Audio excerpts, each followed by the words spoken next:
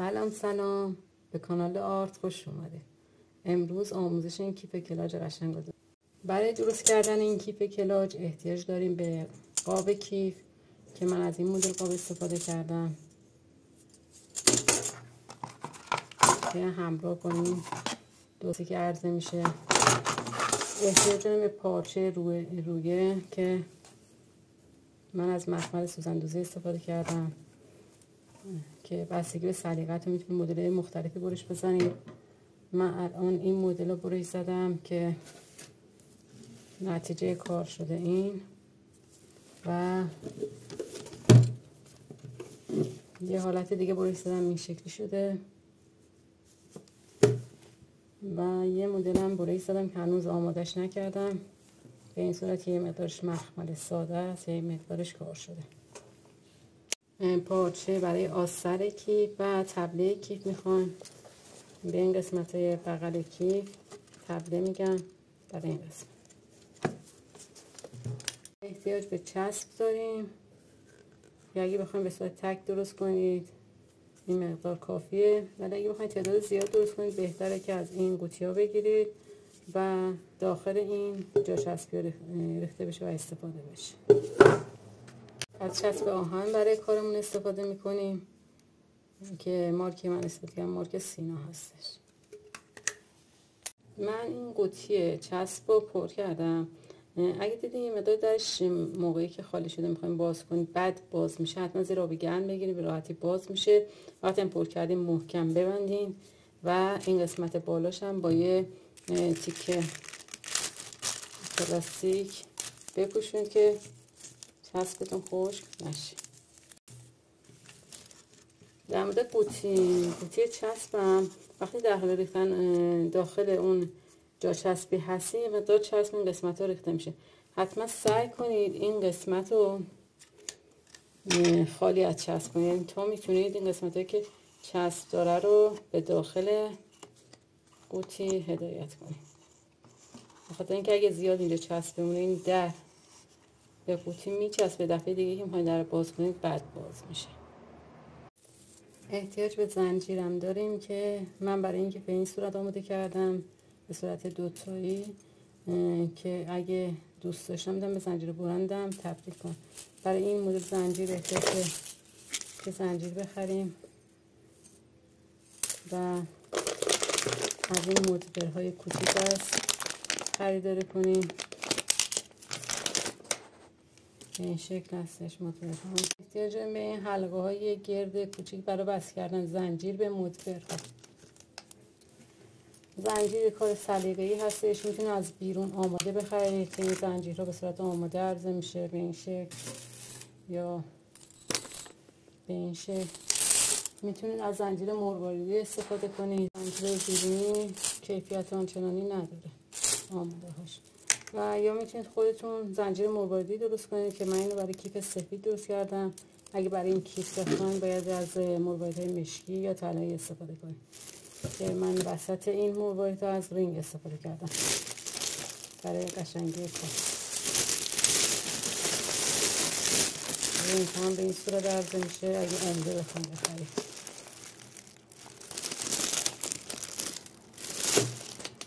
به آسیتون احتیاج داریم، حتما همراه گوش کن. آسیتون به شدت آتش‌زا هستش. اگه برای خودتون میخواین کیف درست کنید حتما آسیتون کوچیک استفاده کنید و اگه به تعداد زیاد میخواین درست کنید و مجبور این مقدار بگیرید حتما در جایی دور از نور، گرما، دور از دست بچه‌ها قرار بدین چون خطرناک هستش. علت این که گفتم با گوش بکن به خاطر اینکه آسیتون به دست آسیب میزنه. از دستمال کاغذی یا پنبه استفاده نکنید چون باعث میشه با دستتون هم تماس پیدا کنه. حتما با یه وسیله که به هیچ وجه با دستتون تماس پیدا نکنه استفاده کنید. و از آسیتون برای تمیز کردن چسبایی که روی قسمت فلز ریخته میشه استفاده میکنیم. بعضی از پارچه ها اگه روش چسب ریخته بشه با آسیتون تمیز میشه، ولی همه پارچه ها نمیشه با آسیتون تمیز کرد، ممکنه پارچه آسیب بزنه. چند نمونه کیفی که آماده داشتم نشونتون میدم. اینم با همون فرم قاب هستش به رنگ صورتی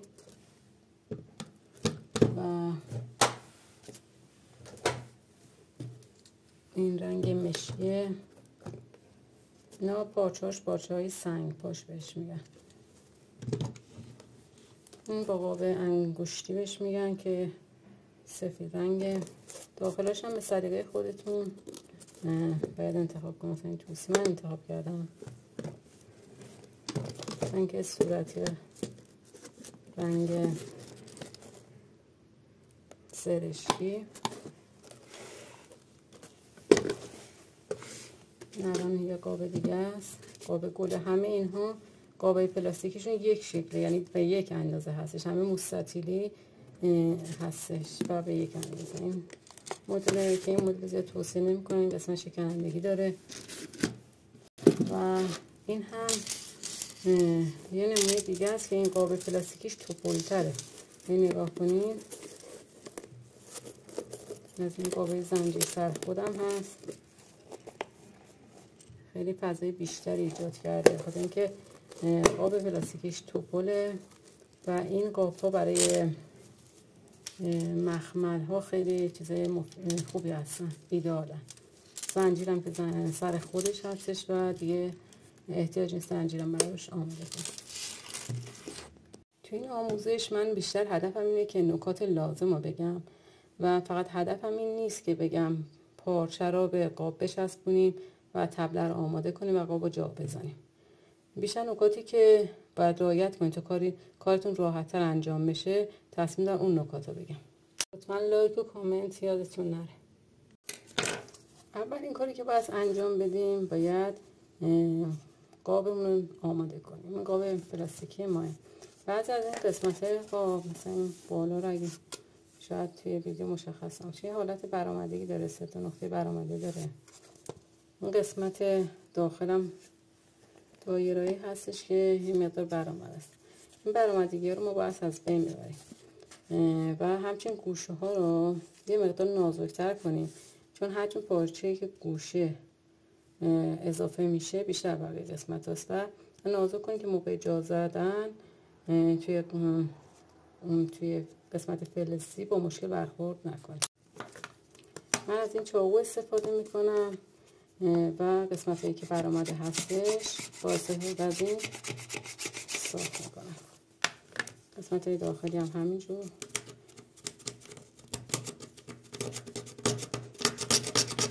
به صورت محکم این قسمت ها رو میکشیم تا قسمت های اضافه کنده بشه و این قسمت صاف بشه. وقتی دست میکشیم صاف بشه. الان 4 تا از این دایره ها داخل هستش. بعد از اینکه این داخل رو صاف کردیم، گوشه ها رو با استفاده از این یه مقداری نازک میکنیم. 4 تا گوشه.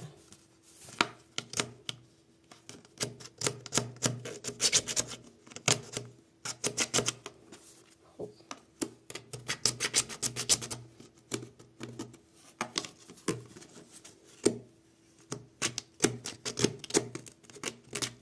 وقتی که این قسمت ها رو میکشیم، مقداری از این مواد پلاستیکی که حالت چسبنده هستش هنوز توی قاب هست و چسبیدش. بهتره این قاب رو بشوریم که اینا دیگه مزاحم کار ما نشن. قاب رو من شستم و خشک کردم، الان آماده است که روی را بهش بچسبونیم. برای برش روی کیف اول قاب رو باید اندازه بزنیم که برای طولش از گوشه میگیریم تا این گوشه که میشه 25 یه 2 میلیمتر کمتر. برای این قسمت عرض، این قسمت های کناری مقدار بلندتر از این وسط هستش. وسط از این کناری که بلندتره اندازه بزنیم که تقریبا میشه 14 سانتی 2 میلیمتر کمتر. روی مقوا اندازه میزنیم و مقوا رو برش میزنیم 25.5 سانتی متر در 14 سانتی متر و این روی پارچه اصلیمون قرار میدیم و به تعدادی که لازم داریم ازش برش میزنیم. اول میخوایم روی کیف رو بچسبونیم. این سنگ قسمت ها رو تمام چسب میزنیم. از این گوشه شروع میکنیم به چسب زدن، کناره ها و تمام قسمت ها رو چسب. این دو تا بغل فعلا چسب نمیزنیم چون جای دستمون هستش و میخوام کیف رو نگرده.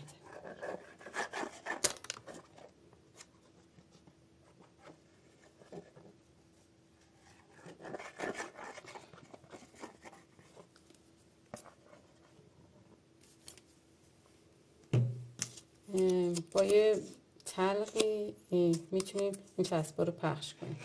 میتونیم بطری های دلسته رو برش بزنیم، بشوریم و به این صورت در بیاریم، یا بطری شیر، و از اون استفاده کنیم برای پخش کردن چسب روی کیف.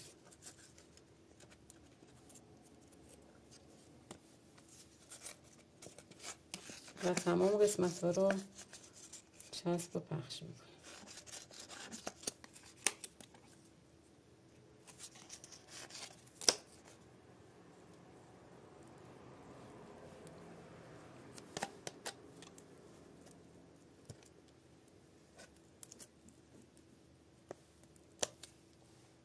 من چسب رو کامل پخش کردم. حالا پارچه مورد نظر رو میچسبم. وسط قرار میدیم، دو طرف چک میکنیم که به دو طرف برسه.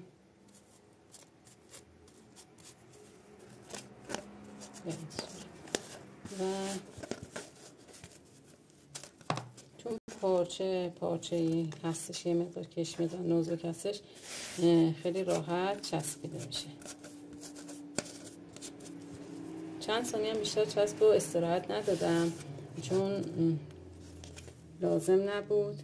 برای پارچه سنگ پاش و پارچه که زخیم مثلا که اصلا همون اول میچسبونیم و احتیاج به استراحت نیستش. برای پارچه‌ای که مقداری نازک هستن و احتمال داره چسب بزنه بیرون، یه چند ثانیه صبر میکنیم که چسب خودشو بگیره. خب حالا این سمت رو میچسبونیم. وقتی این سمت چسبوندیم، سمت مقابل رو چسبونیم.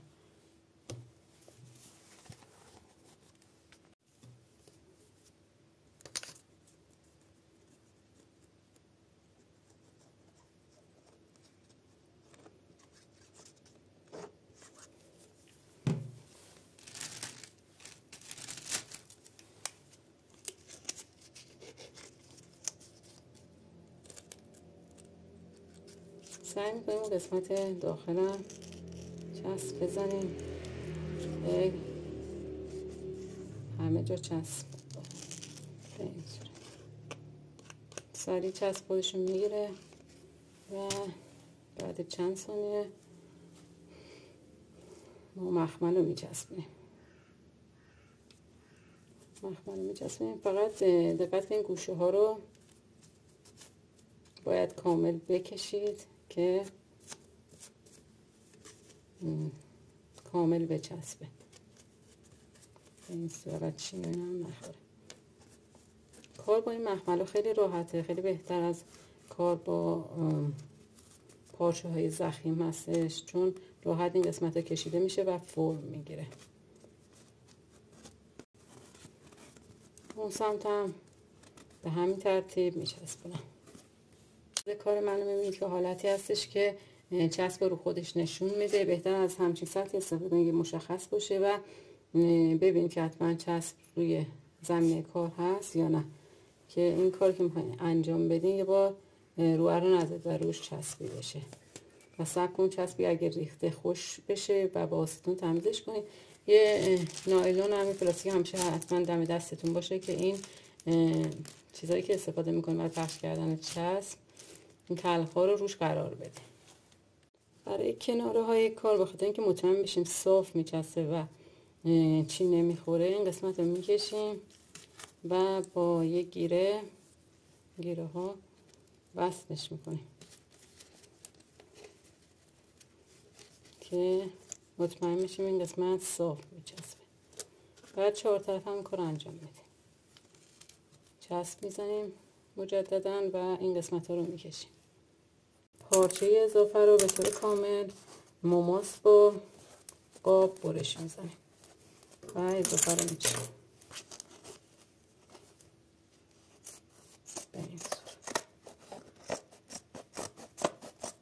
دور تا دور کار انجام میدیم و تمام اضافات چیده میشه. نکته ای که اینجا مهمه قسمت لبه ها هستش. لبه ها رو ما حتما باید چک کنیم. بعضی قسمت مثل اینجا ممکنه کامل نچسبیده باشه، من باید اینها رو دوباره چسب بزنیم و کامل بچسبونیم و با دقت تمام لبه ها رو چک کنیم، هر جا نچسبیده باشه بچسبونیم. چون اگه این کار رو الان انجام ندیم، موقعی که قاب رو میخوایم در فرم فلزی جا بزنیم، این پارچه بر میگرده و ما دچار مشکل میشیم و مجبور دوباره قاب رو از فرم در بیاریم. پس من تمام این قسمت هایی که نگرفته با دقت چسب میزنم، تمام این لبه ها رو یه مقدار فرصت میدیم و بعد میچسبیم. این کار رو بس در دور تا دور این فرم انجام بدیم و مطمئن شیم که همه قسمت ها به طور کامل میچسبه. به آستر قابمون و همچنین تبله که من اینجا از پارچه اشفالت مشکی استفاده کردم. اشفالت همون سویت هستش که پشتش لای چسب چسبیده. میتونید از پارچه سویت، پارچه جیر، مخمل و به سلیقه خودتون یه پارچه‌ای که مقداری ضخامت داشته باشه استفاده کنید. لطفا لایک و کامنت یادتون نره. برش پارچه کف کیف داخل کیف ها به طور دقیق اندازه میزنم به صورتی که این گوشه ها رو قشنگ بگیره و همچنین یکی گوشه رو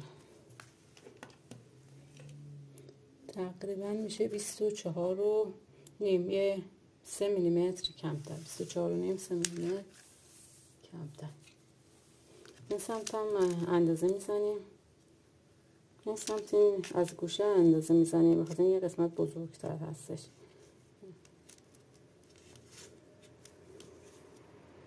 این قسمت هم 13 و نیم 2 میلیمتر کمتر هستش.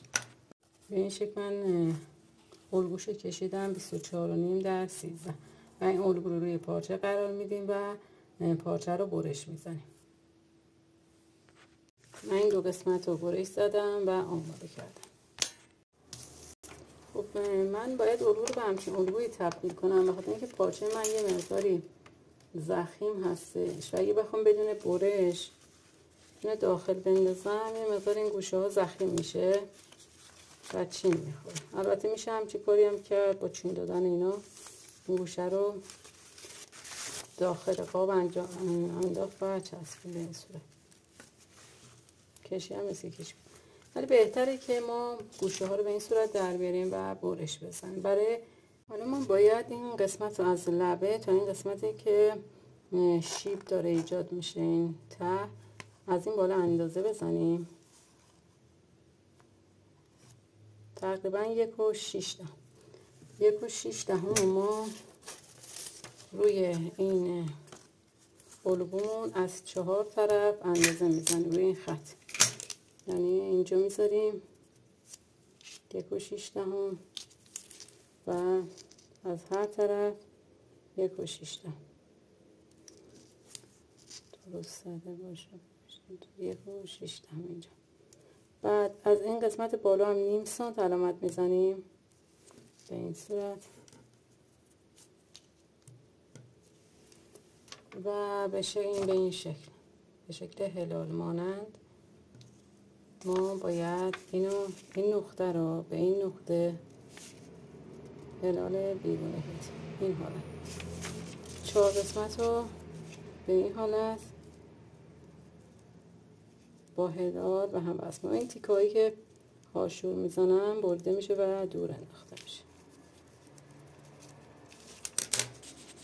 خب الگوی ما به این شکل در میاد. گوشه ها رو نگاه کنید به این حالت 4 گوشه رو آماده کردم.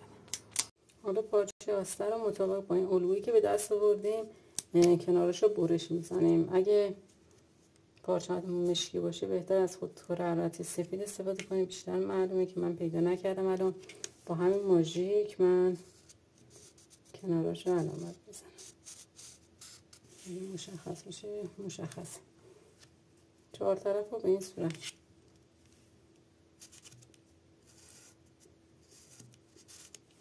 با خودکار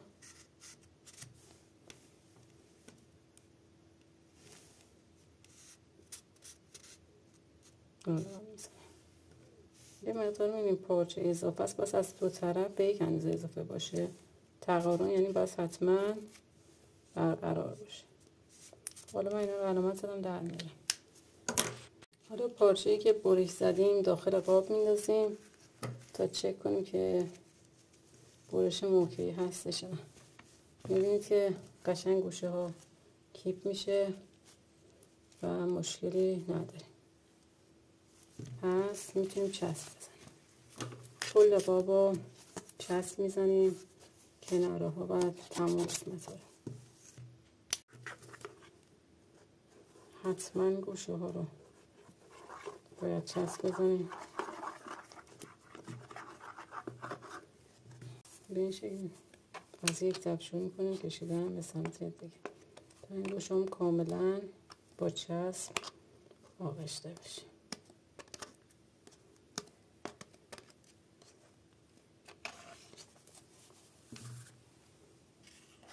به این صورت گوشه ها رو کامل میکشیم. من چسب رو کامل پخش کردم.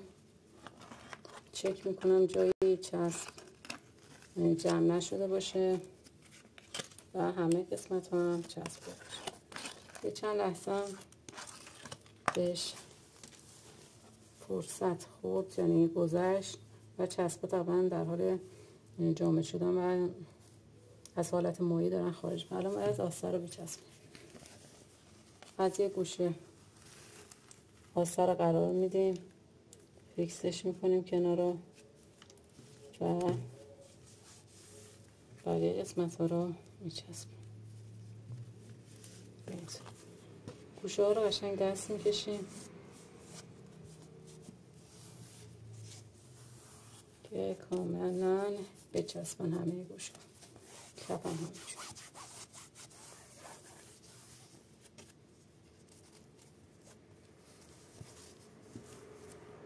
بعد از چسبوندن این گوشه ها رو حتما چک کنید که درز باز نمونده باشه. اگه این قسمت باز مونده باشه این مشکی مشخص نمیشه. الان نمیتونم نشونتون بدم، اصلا باز نیست کیپه.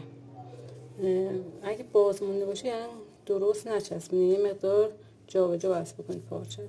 این الان هیچ قشنگ کامل چسبیده و هیچ چیزی از زیر مشخص نیست، یعنی که کامل سر جای خودش من قرار دادم.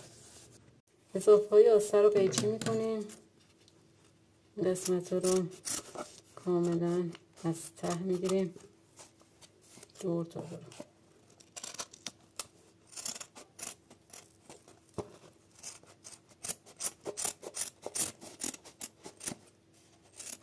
بعد که دور تا دور رو تمیز کردیم دوباره چک میکنم این قسمت برای من نگرفته چسب. قسمت ها رو دوباره باید حتما چسب بزنیم. دور تا دور رو من اضافه هاشو گرفتم. از این قیچی کوچولو برای جایی که مقدار سخته میتونیم استفاده کنیم. بعد حالا چک میکنیم هر قسمتی که نچسبیده باشه مثل این قسمت با استفاده از چسب میچسبیمش. قسمت چسب میزنیم و این بالا هم میتونیم یه مقدار چسب بزنیم و به این صورت دور تا دور رو چک میکنیم و چسب میزنیم. برای این یکی هم طرف دیگه هم کار انجام میدیم. لطفا لایک و کامنت یادتون نره.